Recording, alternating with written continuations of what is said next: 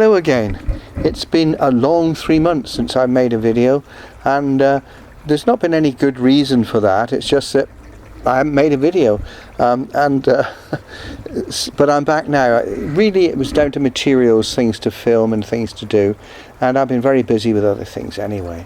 But I'm back now, and it's a beautiful, beautiful day in October. I think it's called an Indian summer, is it? I've never been to India, so I couldn't comment on that. But it's a lovely day, and the temperature at the moment is 21 degrees outdoors, and that's wonderful. I can't wait for it really to get a bit colder. I should be sat here really with a rug around me and a heater, but that's not happening. Anyway, I want to introduce you to two new acquisitions.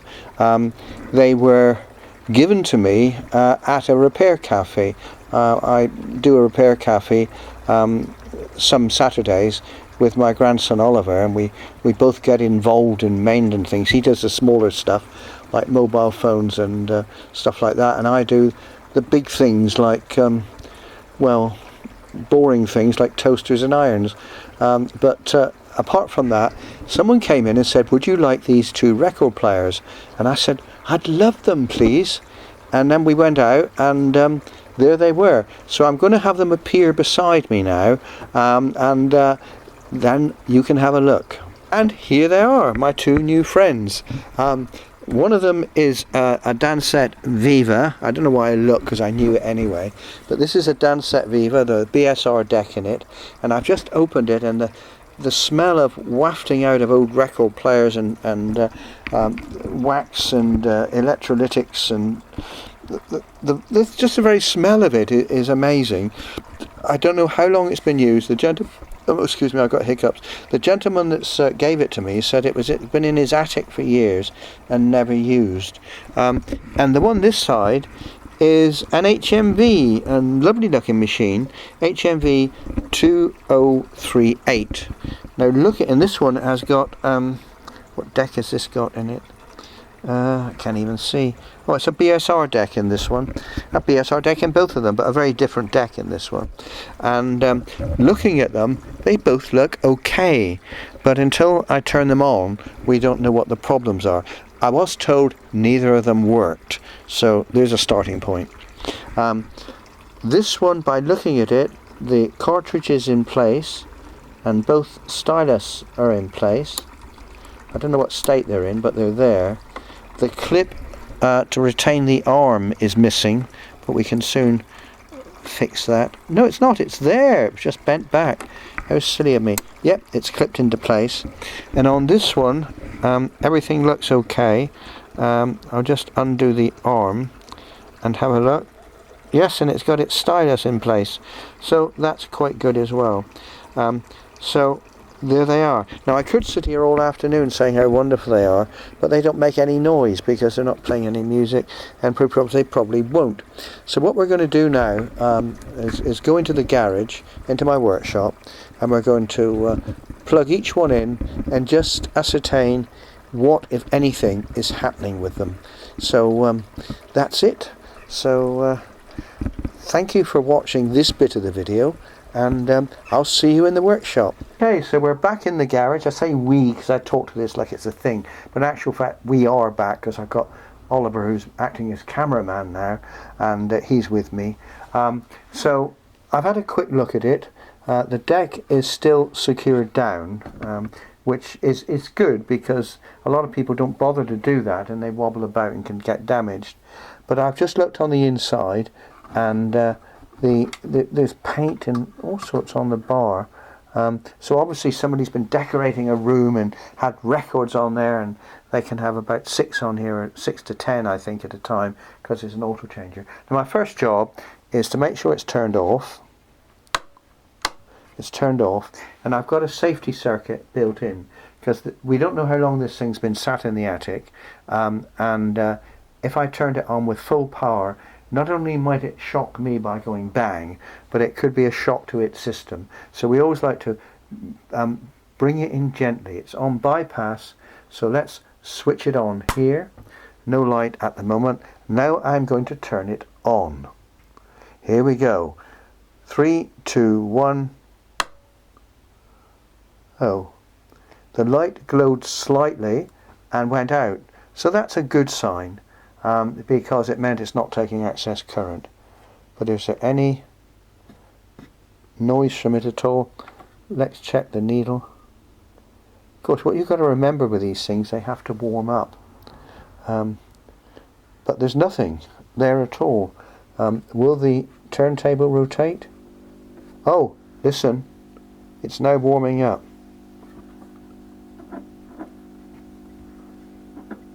And there is some noise coming from the speaker, but not as much as I'd expect.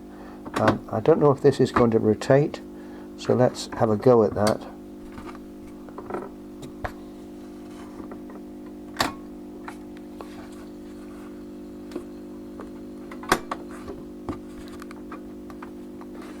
No, there's no rotation at all on the turntable. So possibly two faults on this. One, the idler wheel or something's wrong with the motor. It seems very stiff, and also the volume level seems a bit low. So anyway, we've got to start looking at it. So let's remove the turntable for a start, but I'll turn it off. All right. Well, I don't know if anybody noticed my deliberate mistake in a few minutes ago. I said nothing was very loud and nothing was working properly, and I hadn't switched my bypass to direct, so it was only working on half voltage. So silly me, these things happen. But when I've done that, it does rotate, and there is much more volume and a little bit of hum.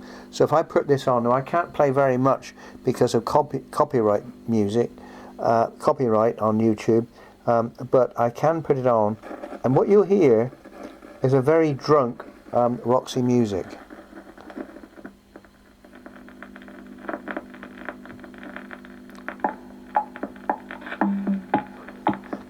So it's beginning to work, and it does work, and the volume is working.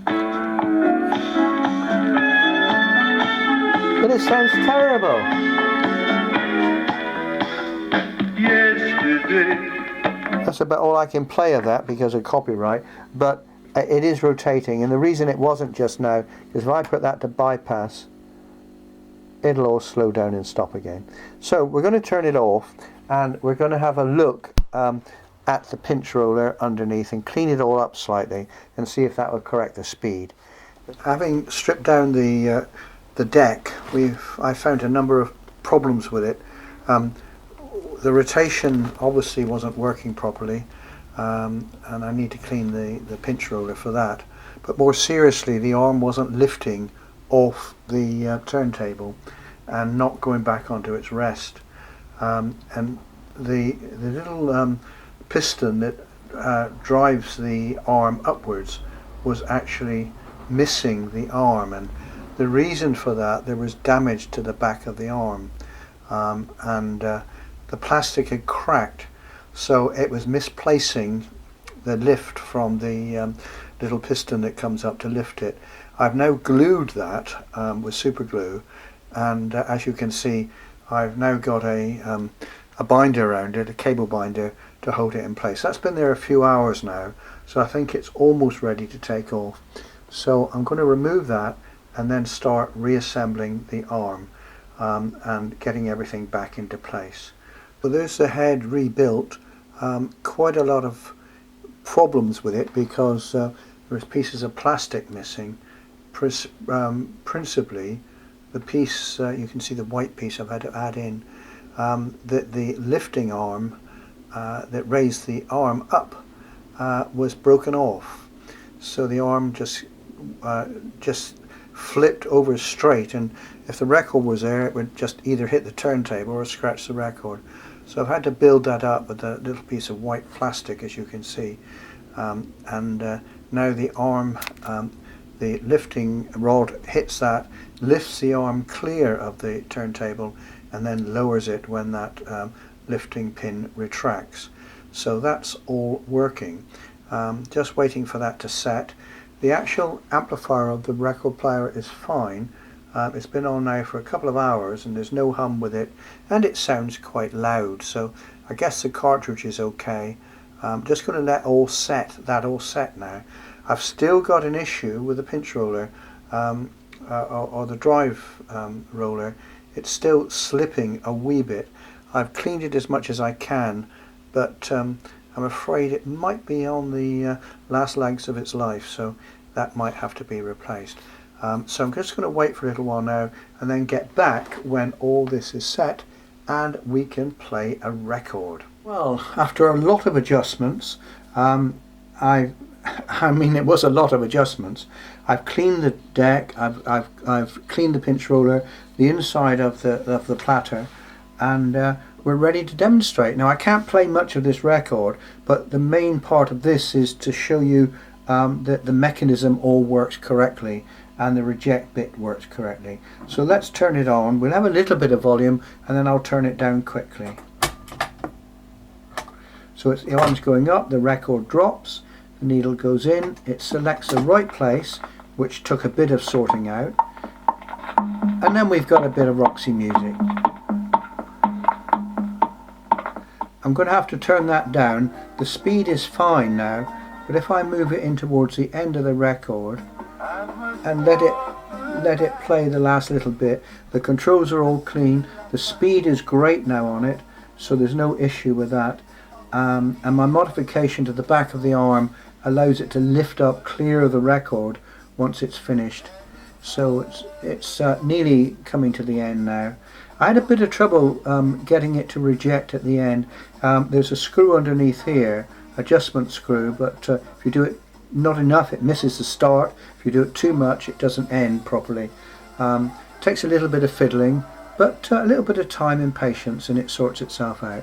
So it's coming towards the end of the record now, going into the final few grooves, and then fingers crossed it will reject and shut itself off. So let's let's wait for bated breath on this one. I should have got closer to the end of the record, shouldn't I? But here we go. It's now, the arm is now moving into the reject part of the track. Moves in.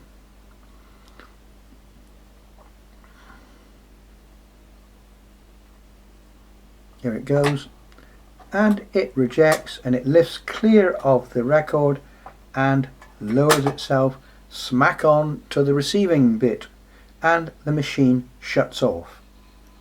I'm quite pleased with that. It took an awful lot of fiddling, an awful lot of work to do it.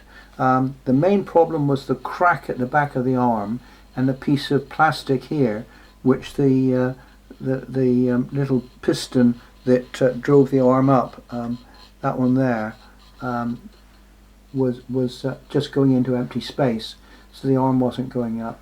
My modification of putting in those little bits of plastic here sorted that out, and they're just super glued in. A little bit of weight adjustment on the spring, and this is the screw which you adjust where it drops on. A little bit of cleanup. The cartridge seems fine.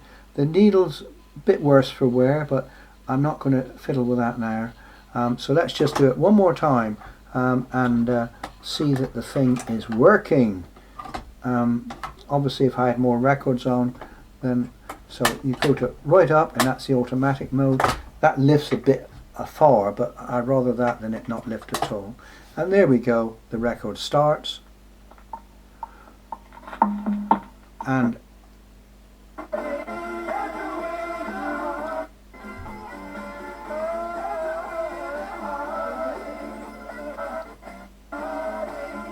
bit more and the record will finish and shut itself off. I've cleaned the deck, I've lubricated everything, and I'm quite happy with it. So oh come on.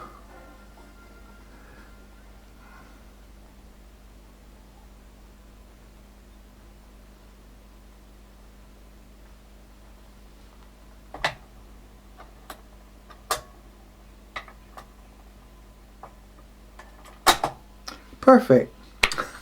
Well, thank you for watching me spend hours, well not hours on the video of course, spend a lot of time on this Dansette Viva.